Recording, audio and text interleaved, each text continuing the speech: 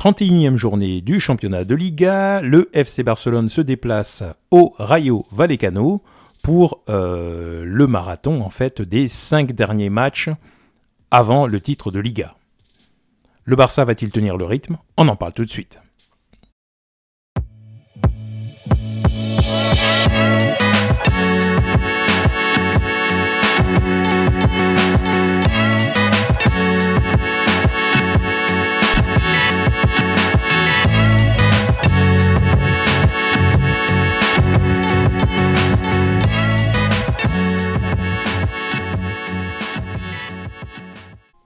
Bonjour à tous, bienvenue sur Barça Today. Aujourd'hui, nous faisons l'avant-match de Rayo Vallecano FC Barcelone pour la 31e journée du championnat de Liga. Donc match qui se déroule en semaine, donc ce sera mercredi, demain à 22h. Coup d'envoi donc pour cette 31e journée. Le Barça sort d'une victoire face à l'Atlético de Madrid. Donc victoire importante puisque celle-ci permet donc au club catalan de rester à 11 points d'écart du Real Madrid.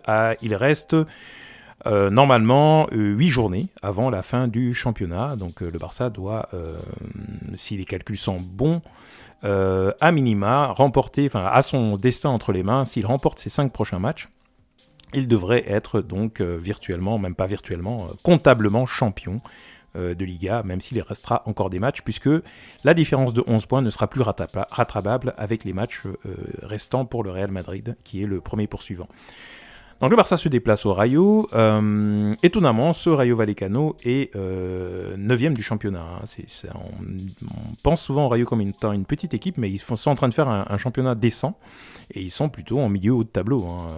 Donc c'est pas une équipe forcément facile que l'on va jouer là. D'autant plus que, si vous vous souvenez bien, c'est l'équipe que le Barça avait affrontée en ouverture du championnat, au mois d'août dernier. C'était le premier match du championnat, je me rappelle, on était tous hyper enthousiastes de voir cette équipe démarrer avec Rafinha, avec Lewandowski, donc avec cette toute nouvelle équipe et les nouveaux arrivants. Et donc d'ailleurs, je vais vous remettre là le 11 de cette confrontation contre le Rayo. Donc c'était effectivement Lewandowski, Rafinha, Dembélé, Busquets, Pedri, Gavi, Jordi Alba, Eric Garcia, Christensen, Araujo et Ter Stegen.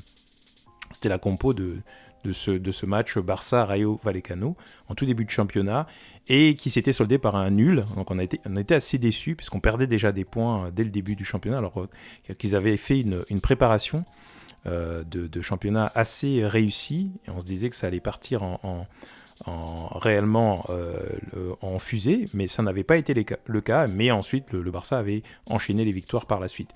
Ce fameux match d'ailleurs, puisqu'on va affronter la même équipe, même si là ce sera à l'extérieur, je pensais que ce serait intéressant de regarder un petit peu les stats. Donc le Barça avait quand même largement dominé, avec 21 tirs donc, contre 4 pour le Rayo. Donc le Barça avait tout fait pour marquer mais n'avait pas eu de réussite.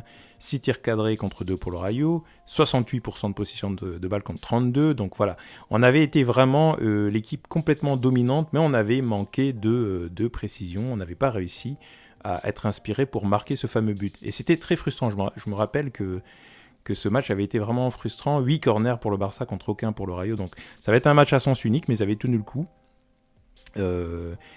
Est-ce que ça va se reproduire demain ? Rien n'est moins sûr, mais a priori quand même, on devrait être en mesure au moins de dominer ce match. Et si on a un peu plus de chance devant, peut-être de rapidement mener au score et de nous rendre la vie facile, de ne pas faire comme contre l'Atlético. Si on regarde les tendances donc, des confrontations entre les deux équipes, on se rend compte qu'effectivement le Barça a toujours relativement dominé le Rayo, hormis le match nul de la saison dernière et d'ailleurs la défaite en fin de Liga la saison d'avant. Non, d'ailleurs le Rayo a toujours posé des difficultés puisque je vois le match aller de la Liga la saison dernière, ils avaient aussi remporté la victoire 1-0 chez eux. Ensuite ils nous avaient battus à la maison et c'était en fin de championnat. La saison précédente, là déjà il y avait plus de domination du Barça. Donc il y a une partie de ces résultats qu'il faut imputer à l'ère Koeman avant que Xavi ne reprenne l'équipe.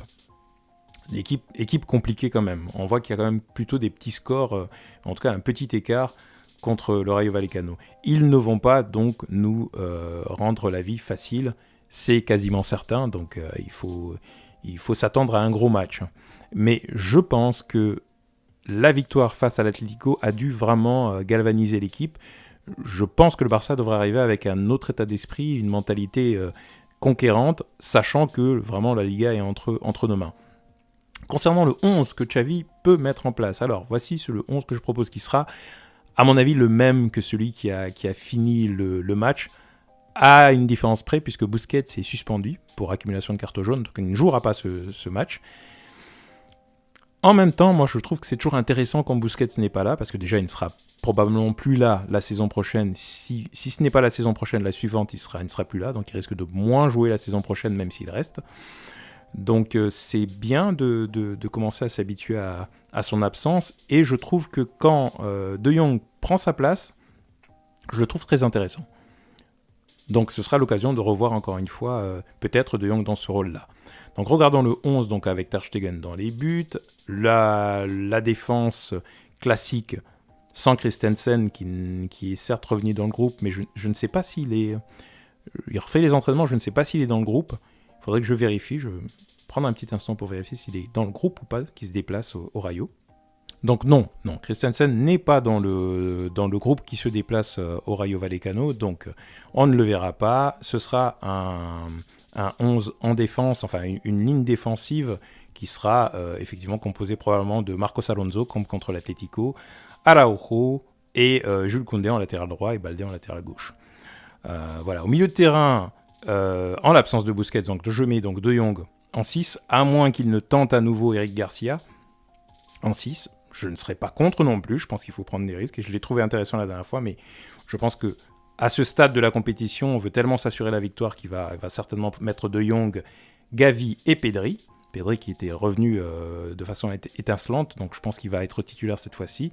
Et en attaque, moi je reconduirai l'attaque de la dernière fois, j'ai été assez satisfait de Ferran, Lewandowski et Rafinha. Rafinha avait fait un excellent match, Ferran a marqué le but de la victoire et Lewandowski n'a pas été en reste. Il n'a pas été chanceux, il a pris quelques mauvaises décisions, mais il a à chaque fois été très intéressant dans la combinaison. Dos au but, il est vraiment très bon. Il faudra que je fasse une vidéo quand même sur Lewandowski. Dos au but, il est réellement très très très très bon. Il reçoit les ballons, il fait point de fixation. Il est à chaque fois intéressant. Même si on a la possession de balle à outrance, on n'aura peut-être pas besoin de lui dans ce rôle-là. Donc voilà, donc ce 11 a été le 11 qui s'est réellement... qui a réellement changé le match contre l'Atlético en deuxième mi-temps, notamment avec l'entrée de Pedri, et puis Pedri, De Jong, Gavi, je pense que ça va faire des étincelles.